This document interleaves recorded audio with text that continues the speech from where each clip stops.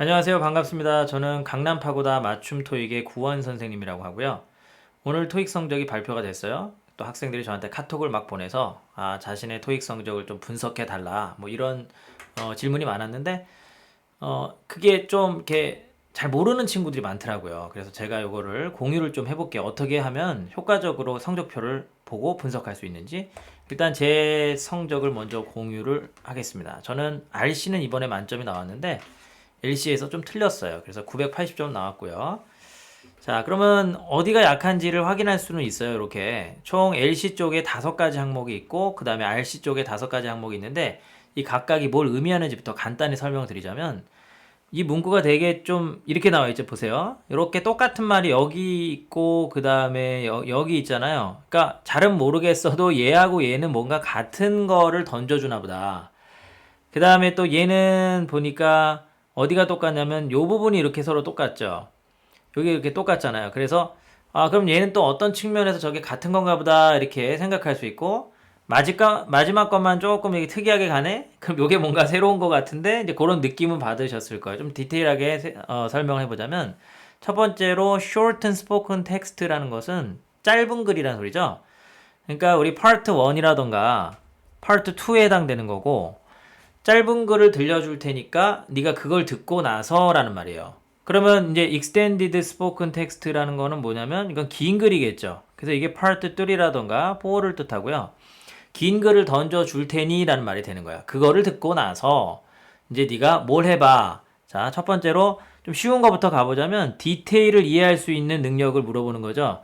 짧은 글 줄 테니까 너 세부사항 잡아내봐. 긴 글 줄 테니까 세부사항 잡아내봐. 말 그대로 세부사항을 얼만큼 잘 잡아내는가를 측정하는 영역. 근데 그에 반해서 얘는 세부사항이 아니고 요지나 목적이나 문맥을 네가 한번 추론을 해봐라고 얘기하고 있죠. 자, 그러면 잘 느낌 안 오시나요? 정확하게 한번 문제로 구체적으로 예를 들어 보겠습니다. 일단은 제일 여러분들 이해하기 쉬운 게 짧은 글 던져줄 테니 디테일을 이해해봐라는 이거는 파트 1 같은 경우에는 그냥 사진 보고 그냥 디테일 이 사람이 손을 뻗고 있다. 뭔가를 보고 있다. 이런 건 그냥 디테일인 거죠. 일반적인 파트 1의 내용을 뜻하고요. 그 파트 2는 어떤 거냐면은 예를 들자면 뭐 매니저의 사무실이 몇 층인가요? 라고 이렇게 물어봤으면 8층이에요. 이렇게 대답하면 그게 디테일을 물어보는 거죠. 그렇게 대답을 잘 한다면 그건 디테일에 대한 어떤 이해 능력을 갖고 있다고 볼 수가 있는 겁니다. 근데 그러면 파트 1에도 추론이라는 게 있습니까? 파트 1에도 추론이라는 개념이 있는데 어떤 사람들이 이렇게 한 3명이 모여서 메뉴판을 누가 잡고 있어요. 그러면 그거는 이제 디테일을 얘기하자면 그냥 메뉴판을 잡고 있다, 보고 있다 정도겠지만 누가 봐도 그게 어떤 식당의 분위기였고 메뉴판을 들고 식사를 주문하는 상황이라면 이 사람은 저녁 식사 혹은 식사를 하고 있다라고 추론할 수 있죠. 그런 문제가 최근에도 나왔었거든요. 그러니까 파트 1에서 많이 나오진 않지만 한두 문제는 그렇게 추론하는 문제도 나오기 때문에 그런 걸 뜻하는 거고 파트 2에서도요.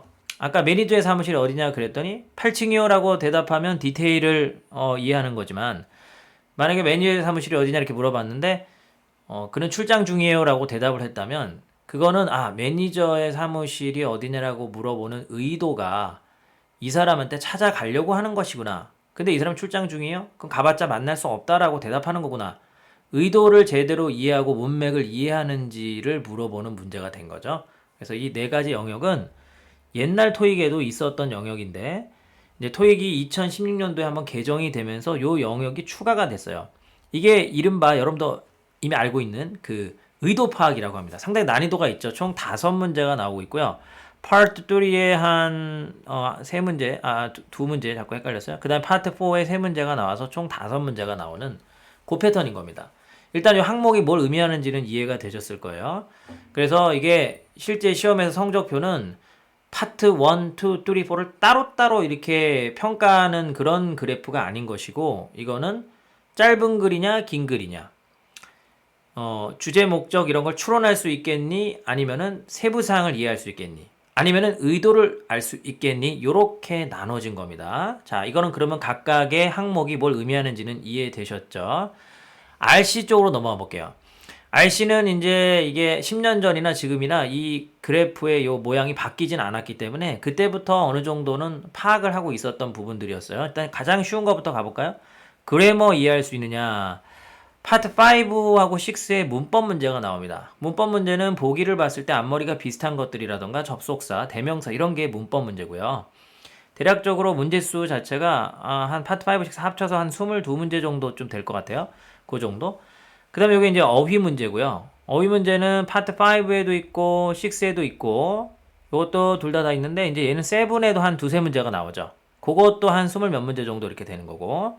그래서 여기까지 파트 5, 6는 다 요걸로 끝나는 거예요. 그러니까 이 영역 안에서 파트 5, 6의 어떤 그 능력을 물어보는 거고, 파트 6가 여기도 있습니다. 잠시 후에 설명해 줄게요. 요거는 말 그대로 추론 능력을 물어보는 거라서 이 파트 7에 추론 문제라는 게 있습니다. 그 다음에 요거는 이제 파트 7의 구체 사항을 이해할 수 있는지를 물어보는 거기 때문에 키워드 문제라는 개념이 일단 있죠. 키워드 문제. 근데 이제 문제는 이 부분에 대한 해석이 참 의견이 많아요. 요거는 어떻게 해석해야 됩니까? 요게 좀 헷갈리는 뭐 그런 학생들이 많은 것 같은데 이 부분의 독해를 잘 해보면 연결 능력이 있느냐를 물어보는 거예요. 커넥트라는 건 연결해 주는 거죠. 근데 뭐를 연결하냐면 정보를 연결하는 거예요. across multiple sentence라는 것은 multiple이라는 것 자체가 여러 개를 뜻하잖아요. 그러니까 sentence는 문장인데 문장을 한 개만 읽고 나서 바로 한 개의 답을 이렇게 그러니까 지문이 이렇게 있으면 여기 어떤 부분을 읽고 나서 그래서 답을 바로 고르는 게 아닌 여기에도 단서가 있고 여기에도 단서가 있는데 혹은 여기에도 단서가 있을 수 있어요. 그래서 이런 두 개던 세 개던 단서를 결합해서 답을 내라라고 하는 문제의 계열이 바로 여기 있는 겁니다. 자, 그럼 구체적으로 이거는 뭘까? 일단은 기본적으로는 다중지문의 연계 문제라는 게 있습니다. 그거는 당연히 연결을 하는 문제겠죠. 그것까지는 어렵지 않을 거예요, 여러분. 이해가 되셨을 거야. 그런데 여기 보면은 single written text and across text라고 나오거든요. 이 부분에 대한 해석을 정확히 해야 돼요. 요거는 뭐냐면은 일단은 연계 지문에서라는 부분이 across text라는 거야.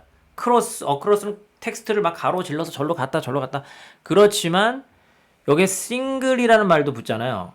single written text에서라는 이 말을 보면 이거는 꼭 다중지문의 연계 문제만을 지칭하는 부분이 아니고 단일 지문에서도 좌우단간 단서가 하나로 바로 떨어지는 문제가 아닌 단서 두 개의 결합형 문제를 다 여기다가 포함시키게 되는 겁니다. 그래서 이거를 딱 정확히 그래 너는 키워드 문제 영역이야 이렇게 얘기할 수도 없고 여러 가지가 다 포함된다고 할 수 있어요. 그러니까 이 영역은요 중복 처리라는 개념이 들어가는 거야. 연계 문제도 심지어는 추론 문제일 때도 있고 연계 문제가 키워드 문제일 때도 있고요. 이쪽에 한번 카운트 됐던 게 여기 또 카운트가 될 수도 있고 여기에 카운트 됐던 게 여기에 카운트가 또 될 수도 있어요. 이거는 얘네랑은 상관없이 추론을 해서 풀던 아니면 그냥 디테일을 잡아내서 풀던 간에 그것이 단서 여러 개를 결합해서 풀었다라고 한다면 그것이 단일 지문이든 연계 문제이든 간에 그 결합할 수 있는 능력을 물어보는 거가 됩니다. 구체적으로 파트 6에 보면 우리 문장 삽입 문제라는 게 나와요. 항상 네 문제 나오죠. 지문의 마지막 문제로 보통 많이 나오는 그것도 어느 정도의 단서를 위아래 뭐 다 보고 종합적으로 그래 이러니까 이게 답이지라고 해야 되는 문제이기 때문에 그것도 여기에 포함되고 파트 7에서도 또 문장 삽입이 나옵니다. 1번에다 집어넣을래요? 2번에다 집어넣을래요? 3번에다 집어넣을래요? 4번에다 집어넣을래요? 역시 같은 이 영역에 포함된다고 볼 수 있고 기본적으로 2중 지문, 3중 지문의 연계 문제도 여기 포함된다고 볼 수 있고요. 그것뿐만 아니라 그냥 일반적인 추론 문제든 키워드 문제든 간에 그것이 단서 여러 개를 결합을 해서 풀었다고 한다면 혹은 true 문제라는 게 있고 not true 문제라는 게 있죠. 그거조차도 딱 하나 잡아서 바로 하나 딱 풀렸으면 그게 여기에 속할 수도 있고요. 그것이 어떤 추론을 해야 되는 경우라면 여기에 속할 수도 있지만 그것이 단서 몇 개를 합쳐서 풀리는 경우라면 여기에 포함될 수도 있어서 이거는 중복 처리라는 개념이 돼요. 설사 여기에 이미 한 번씩 카운트가 됐어도 여기에도 또 카운트가 될 수가 있는 겁니다.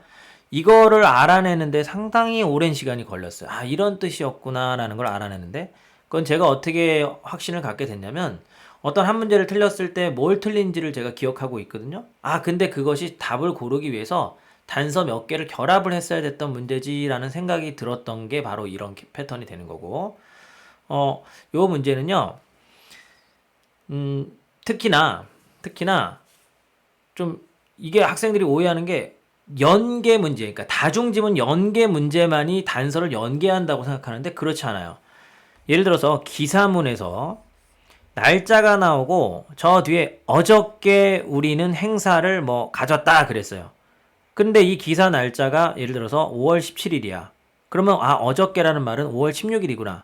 그럼 이것과 이것을 결합을 해야지만 어떤 한 문제가 딱 풀리게 되는 그런 문제가 나오거든요. 단일 지문에서도 충분히 단서 연계형이라는 게 존재하는 겁니다. 이게 바로 그 패턴인 거고요. 제가 이번 시험에 여기서 뚝 하고 나갔죠. 하나 틀렸는데 그래도 만점이 나온 겁니다. 그러면 이제 여기서 결론은 뭐냐면, 그래, 각 영역이 뭘 의미하는지는 알겠더라. 근데 구체적으로 내가 각 영역에서 몇 개 틀렸는지, 이게 여러분들이 제일 궁금한 부분일 겁니다. 제가 그 부분은 별도의 영상에서요, 정말 이거를 분석하는데 상당히 고생을 많이 했거든요. 잠시 그냥 모양새만 슬쩍 보여드릴게요. 이렇게 생긴 건데, 이 분석표를 막 조사해 가면서 실제적으로 여러 학생들한테 데이터를 받아서 학생 A, B, C 뭐 쭉쭉쭉 해서 이렇게 쫙 또 제 성적까지 해서 조사해서 이거가 총 몇 개가 뭘 의미하는지를 드디어 밝혀냈는데, 그 영상은 별도의 영상에서 한번 보여드리도록 하겠습니다. 일단은 기대해 주셔도 좋고, 아, 이 비밀이 밝혀지면서 정말 소름이 돋았습니다. 소름이 돋았는데 별도의 영상에서 여러분들이 몇 개 틀렸는지까지 정확하게 예측하는 그 방법을 알려드리도록 하겠습니다. 별도 영상에서 만나보도록 할게요. 감사합니다.